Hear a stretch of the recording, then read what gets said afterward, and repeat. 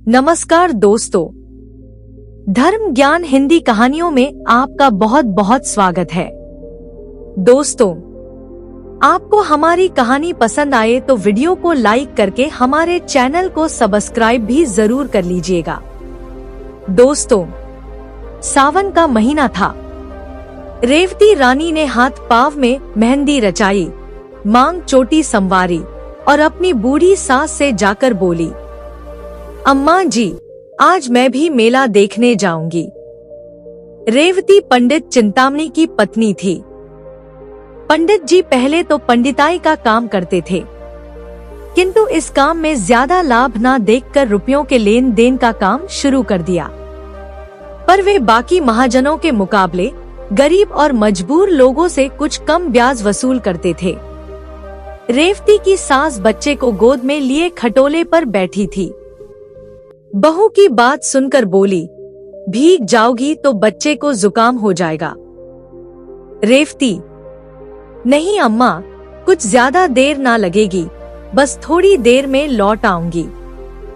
रेवती के दो बच्चे थे, एक लड़का और दूसरी लड़की। लड़की तो अभी गोद में थी और लड़का हीरा मणि 7वें साल में था। रेवती ने उसे अच्छे अच्छे कपड़े पहनाए, नजर लगने से बचाने के लिए माथे और गालों पर काजल के टीके लगाए, गुड़िया पीटने के लिए एक अच्छी रंगीन छड़ी भी दे दी और अपनी सहेलियों के साथ मेला देखने चली गई।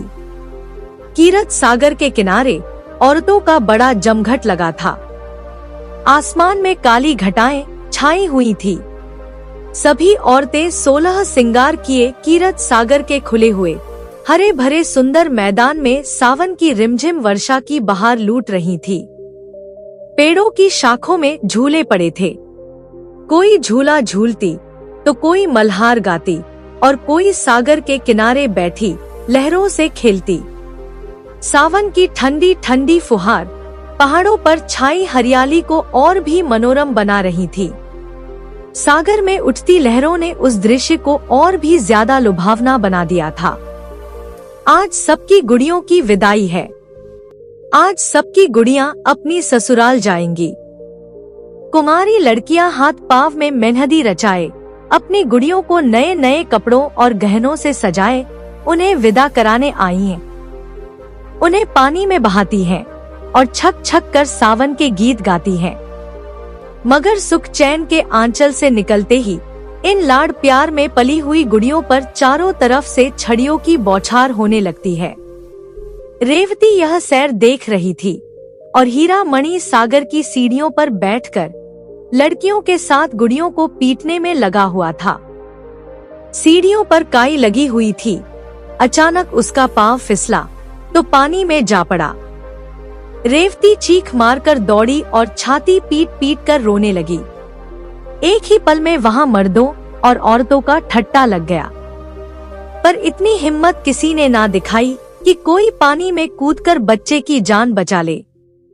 10 मिनट गुजर गए मगर कोई आदमी हिम्मत करता नजर न आया। गरीब रेवती पछाड़े खा रही थी। अचानक उधर से एक आदमी अपने घोड़े पर सवार होकर उस रास्ते से गुजर रहा था। यहाँ लगी भीड़ को देख वह अपने घोड़े से उतर पड़ा और वहाँ खड़े एक तमाशाई से पूछा, यह कैसी भीड़ है भाई? तमाशाई ने जवाब दिया, एक लड़का पानी में डूब गया है। मुसाफिर, किस तरफ डूबा है? तमाशाई, जहाँ वह औरत खड़ी रो रही है। मुसाफिर ने फौरन अपनी गाढ़े की मिर्जई उतारी और धोती कसकर पानी में कूद पड़ा। चारों तरफ सन्नाटा छा गया। सब लोग हैरानी से देख रहे थे। आखिर यह दरिया दिल इंसान है कौन? उसने पहला गोता लगाया तो लड़के की टोपी मिली। दूसरा गोता लगाया तो उसकी छड़ी हाथ लगी और तीसरे गोते में जब ऊपर आया तो हीरा मणि उसकी गोद में था। सारे तमाशाइयों ने जोर से वाह वाह का नारा बुलंद किया। रेवती दौड़कर बच्चे से लिपट गई। इसी बीच पंडित चिंतामणि के और कई मित्र वहां आ पहुंचे और लड़के को होश में लाने की कोशिश करने लगे। मुसाफिर ने बच्चे को उल्टा करके कमर थपथपाई तो फेफड़ों का पानी बाहर निकल आया और करीब आधे घंटे में लड़के ने आंखें खोल दी। लड़के से ध्यान हटा तो चिंतामणि अपने गुमनाम भलाई करने वाले को ढूंढने लगे, मगर उस आदमी का अब कहीं अता पता न था।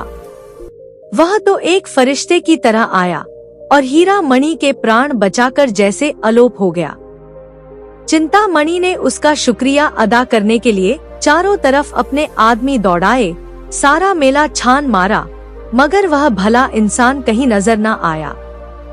इस बात को 20 साल गुजर गए। पंडित चिंतामणि का कारोबार दिन प्रतिदिन बढ़ता गया। अब रेवती बहू से सास बन गई थी। लेन देन का बही खाता अब हीरा मणि के हाथ में आ गया। हीरा मणि अब एक हष्ट पुष्ट लंबा तगड़ा नौजवान था। वह बहुत अच्छे स्वभाव का एक नेक और शरीफ इंसान था। कभी कभी बाप से छिपाकर गरीब असामियों को बिना ब्याज के ही कर्जा दे दिया करता था। चिंतामणि ने कई बार इस अपराध के लिए बेटे को आंखें दिखाई थी और उसे अलग कर देने की धमकी दी थी। एक बार हीरा मणि ने एक संस्कृत पाठशाला के लिए 50 रुपयों का चंदा दान में दे दिया। इस बात पर पंडित जी उस पर ऐसे क्रुद्ध हुए कि 2 दिन तक खाना नहीं खाया। हीरा मणि के साथ ऐसे अप्रिय प्रसंग आए दिन होते रहते थे। इन्हीं सब कारणों से हीरा मणि की तबीयत अपने बाप से कुछ खिंची खिंची सी रहती थी, मगर उसकी ये सारी शरारतें हमेशा उसकी माँ रेवती की साजिश से हुआ करती थी। जब कस्बे की गरीब विधवाएं या जमींदार के सताए हुए असामियों की औरतें रेवती के पास आकर हीरामणि को आंचल फैला फैला कर दुआएं देने लगती, तो उसे ऐसा महसूस होता जैसे मुझसे ज्यादा भाग्यवान और मेरे बेटे से ज्यादा नेक आदमी इस सारी दुनिया में कोई ना होगा। तब उसे बरबस वह दिन याद आ जाता था जब हीरा मणि कीरत सागर में डूब गया था और उस आदमी की तस्वीर उसकी आंखों के सामने छप जाती थी जिसने उसके लाल को डूबने से बचाया था। उसके दिल की गहराई से दुआ निकलती और ऐसा जी चाहता कि काश वह उसे देख पाती तो उसके पांव पर गिर पड़ती। रेवती को अब पक्का विश्वास हो गया था कि वह मनुष्य नहीं बल्कि कोई देवता था। वह अब उसी खटोले पर बैठी हुई जिस पर उसकी सास बैठती थी, अपने दोनों पोतों को खिलाया करती थी। आज हीरामणि की 27वीं सालगिरह थी। रेवती के लिए यह दिन साल के सारे दिनों में सबसे अधिक शुभ था। आज उसका दया का हाथ खूब उदारता दिखलाता था और यही एक अनुचित खर्च था जिसमें पंडित चिंतामणि बिना कोई ताना सुनाए शरीक हो जाते थे। आज के दिन वह बहुत खुश होती और बहुत रोती भी थी, और आज अपने गुमनाम भलाई करने वाले के लिए उसके दिल से जो दुआएं निकलती वह दिल और दिमाग की अच्छी से अच्छी भावनाओं में रंगी होती थी। उसी फरिश्ते की बदौलत तो आज मुझे यह दिन और यह सुख देखना नसीब हुआ है। एक दिन हीरा मणि ने आकर रेवती से कहा, अम्मा, श्रीपुर नीलामी पर चढ़ा हुआ है, कहो तो मैं भी दाम लगाऊं। रेवती, 16 आना है। हीरामणि, हाँ कतई 16 आना। अच्छा गांव है, ना बड़ा है और ना छोटा, यहाँ से 10 कोस दूर है। 20,000 तक बोली चढ़ चुकी है, 100-200 ऊपर नीचे जाकर खत्म हो जाएगी। रेवती, अपने दादा से तो पूछो। हीरामणि, अरे अम्मा, उनके साथ 2 घंटे तक माथापच्ची करने की किसे फुर्सत है। हीरामणि, अब घर का मालिक हो गया था और चिंतामणि की एक ना चलने पाती।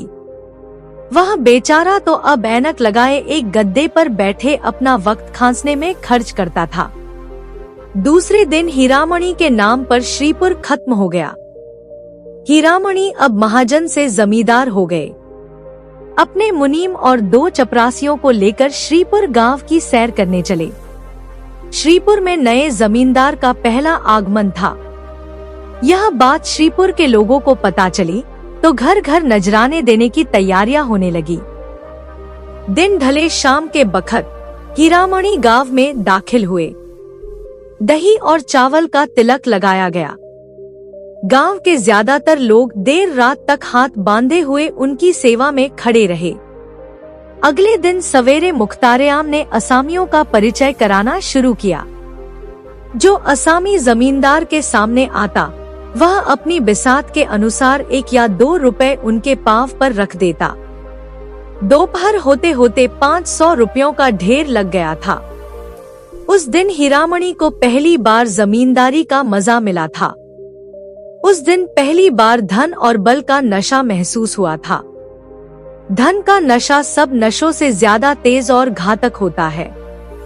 जब असामियों का आना जाना खत्म हुआ तो हीरामणि अपने मुख्तार से बोले, पता करके बताओ भाई, और कोई असामी तो बाकी नहीं है। मुख्तार, अभी एक असामी और बची है। हीरामणि, वह क्यों नहीं आया? मुख्तार, जरा मस्त आदमी है जनाब। हीरामणि, मैं उसकी सारी मस्ती उतार दूंगा, जरा कोई उसे बुलाकर तो लाए। थोड़ी देर में एक बूढ़ा आदमी लाठी टेकता हुआ आया और हीरामणि को दंडवत करके जमीन पर बैठ गया। वह बूढ़ा कोई नजराना लेकर न आया था। उसकी गुस्ताखी देखकर हीरामणि को बुखार चढ़ आया। वह बूढ़े से कड़क कर बोला, अभी किसी जमींदार से पाला नहीं पड़ा है, एक एक की हेकड़ी भुला दूंगा। तखत सिंह ने हीरामणि की तरफ गौर से देखकर जवाब दिया, मेरे सामने 20 जमींदार आए और चले गए, मगर आज तक कभी किसी ने इस तरह घुड़की नहीं दी। यह कहकर उसने लाठी उठाई और अपने घर चला आया। घर पहुंचे तो बूढ़ी ठकुराइन ने पूछा, देख आए नए जमींदार को, कैसे आदमी है? तखत सिंह, अच्छे आदमी हैं, मैं उन्हें पहचान गया। ठकुराइन, क्या उनसे कभी पहले भी मुलाकात हुई है? तखत सिंह, हाँ, मेरी और उनकी तो 20 बरस की जान पहचान है। गुड़ियों के मेले वाली बात याद है ना? उस दिन के बाद तखत सिंह फिर कभी हीरामणि के पास ना आया। कुछ महीने बीते तो रेवती को भी श्रीपुर देखने का शौक हुआ। रेवती और उसकी बहू बच्चों को लेकर सब श्रीपुर घूमने आए। गांव की सब औरतें उनसे मिलने आईं। उनमें वह बूढ़ी ठकुराइन भी थी। उसकी बातचीत, सलीका और तमीज देखकर रेवती दंग रह गई। जब वह चलने लगी तो रेवती ने कहा, ठकुराइन, कभी कभी आया करना, तुमसे मिलकर तबीयत बहुत खुश हुई। इस तरह धीरे धीरे दोनों औरतों में बहुत मिल हो गया। यहाँ तो यह सब चल रहा था, उधर हीरामणि अपने मुख्तार-ए-आम के बहकावे में आकर तखत सिंह को बेदखल करने की तरकीबें सोच रहा था। जेठ की पूर्णमासी आई। हीरामणि की सालगिरह की तैयारियां होने लगी। रेवती छलनी में मैदा छान रही थी। उसी समय बूढ़ी ठकुराइन आ गई। रेवती ने मुस्कुराकर कहा, ठकुराइन, हमारे यहाँ कल तुम्हारा न्योता है। ठकुराइन, तुम्हारा न्योता सिर आंखों पर, कौन सी बरसगांठ है? रेवती, कल हीरामणि की 29वीं बरसगांठ है। ठकुराइन, नारायण करे, अभी ऐसे ऐसे 100 दिन तुम्हें और देखने नसीब हो। रेवती, ठकुराइन, तुम्हारी जबान मुबारक हो। बड़े बड़े जंतर मंतर किए हैं, तब तुम लोगों की दुआ से यह दिन देखना नसीब हुआ है। यह तो 7वें ही साल में थे कि इसकी जान के लाले पड़ गए थे। एक बार इन्हें लेकर गुड़ियों का मेला देखने गई थी। यह पानी में गिर पड़े। उस बखत एक महात्मा ने इनकी जान बचाई थी। इनकी जान उन्हीं की दी हुई है। बहुत तलाश करवाया, पर उनका कहीं पता ना चला। हर बरसगांठ पर उनके नाम से 100 रुपए निकाल कर रखती हूँ। 2000 से कुछ ऊपर हो गए हैं। हीरा मणि चाहता है कि उनके नाम से श्रीपुर में एक मंदिर बनवा दे। सच मानो ठकुराइन, एक बार उनके दर्शन हो जाते तो जीवन सफल हो जाता। रेवती जब खामोश हुई तो ठकुराइन की आंखों से आंसू गिर रहे थे।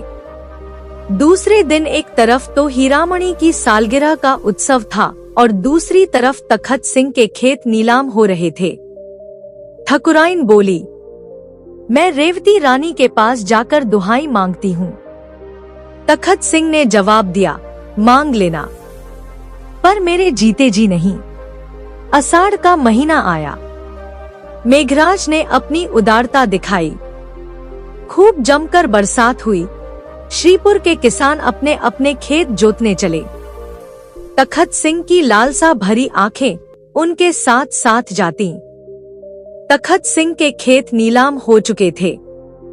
अब उसके पास बस एक गाय थी। वह अब दिन के दिन उसे चराया करता। उसके पास ले देकर बस यही एक सहारा बचा था। उसके उपले और दूध बेचकर गुजर बसर हो जाती थी। कभी कभी भूखे पेट भी सोना पड़ जाता था।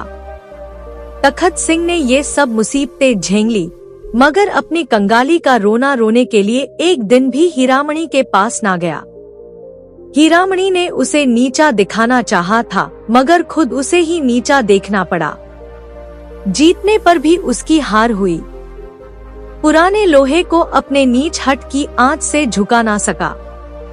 एक दिन रेवती ने कहा, बेटा, तुमने गरीब को सताकर अच्छा नहीं किया।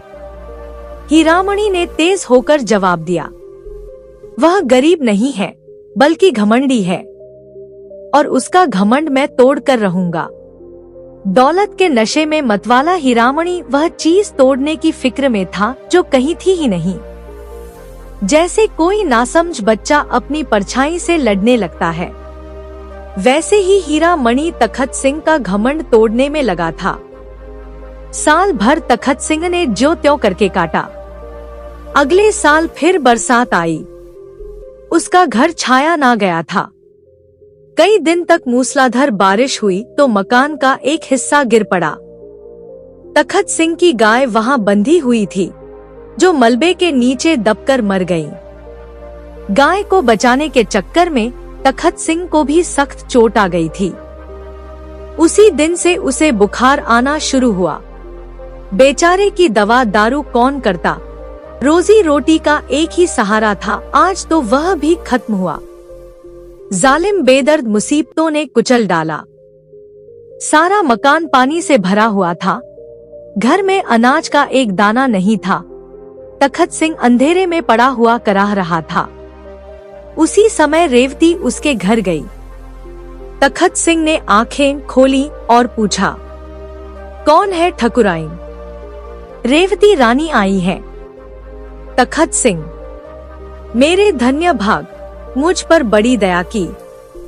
रेवती ने लज्जित होकर कहा, ठकुराइन, ईश्वर जानता है मैं अपने बेटे से हैरान हूँ। तुम्हें जो तकलीफ हो मुझसे कहो। तुम्हारे ऊपर ऐसी आफत पड़ गई और हमें खबर तक ना की। यह कहकर रेवती ने रुपयों की एक छोटी सी पोटली ठकुराइन के सामने रख दी। रुपयों की झनकार सुनकर तखत सिंह उठ बैठा और बोला, रानी, हम इसके भूखे नहीं हैं। मरते दम हमें गुनाहगार ना करो। दूसरे दिन हीरामणि भी अपने मुसाहिबों को लिए उधर से गुजर रहा था। तखत सिंह का गिरा हुआ मकान देखकर बहुत मुस्कुराया और मन ही मन में कहने लगा, आखिर मैंने इसका घमंड तोड़ ही दिया। मकान के अंदर जाकर बोला, ठाकुर साहब, अब क्या हाल है? ठाकुर ने धीरे से कहा, सब ईश्वर की दया है। जमींदार साहब, आप कैसे रास्ता भूल पड़े? हीरामणि को दूसरी बार हार खानी पड़ी।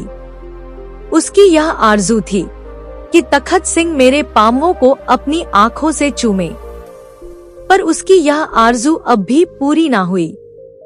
उसी रात को वह गरीब, ईमानदार और बेगरज ठाकुर इस दुनिया से विदा हो गया।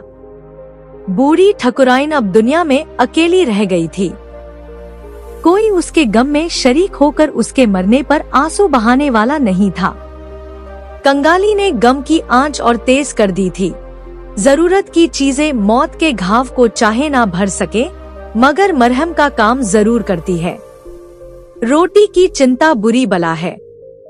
ठकुराइन अब खेत और चरागाह से गोबर चुनकर ले आती और उसके उपले बनाकर बेचती। उसे लाठी टेक टेक कर खेतों को जाते हुए देखना और गोबर का टोकरा सिर पर रखकर लाते देखना बहुत ही दर्दनाक था। यहाँ तक कि हीरामणि को भी उस पर तरस आ गया। एक दिन उसने आटा, दाल और चावल थैलियों में रखकर उसके पास भेजा। रेवती सारा सामान खुद ही लेकर गई थी, मगर बूढ़ी ठकुराइन आंखों में आंसू भरकर बोली, रेवती रानी, जब तक आंखों से दिखाई देता है और ये बूढ़े हाथ पांव चलते हैं, मुझे और मरने वाले को गुनाहगार ना करो। उस दिन से हीरामणि को फिर उसके साथ ऐसी हमदर्दी दिखलाने का साहस ना हुआ। एक दिन रेवती ने ठकुराइन से उपले मोल लिए। गांव में 1 पैसे के 30 उपले बिकते थे। उसने चाहा कि इसके सारे उपले खरीद लूं। उस दिन से ठकुराइन ने उसके यहाँ उपले लाना ही बंद कर दिया। ऐसी देवियां दुनिया में मुश्किल से मिलती हैं। क्या वह इतना ना जानती थी कि एक गुप्त रहस्य जबान पर लाकर मैं अपनी इन तकलीफों का खात्मा कर सकती हूँ। मगर फिर वह उस एहसान का बदला ना हो जाता। वह इस कहावत को झूठा साबित नहीं होने देना चाहती थी। नेकी कर और दरिया में डाल। शायद उसके दिल में कभी यह ख्याल भी नहीं आया कि उसके पति ने रेवती पर कोई एहसान भी किया है। यह खुददारी से भरी आन पर मरने वाली बूढ़ी औरत पति तखत सिंह के मरने के बाद 3 साल तक जिंदा रही। यह जमाना उसने जिस तकलीफ से काटा उसे याद करके रोंगटे खड़े हो जाते हैं। कई कई दिन निराहार ही बीत जाते। कभी गोबर ना मिलता तो कभी कोई उपले चुरा ले जाता। यह सब ईश्वर की ही मर्जी है। किसी का घर अन्न धन से भरा होता है और खाने वाला कोई नहीं होता। कोई कोई दाने दाने से मोहताज होकर रो रो कर जिंदगी काटता है। बुढ़िया ने यह सब दुख झेला मगर किसी के सामने हाथ नहीं फैलाया।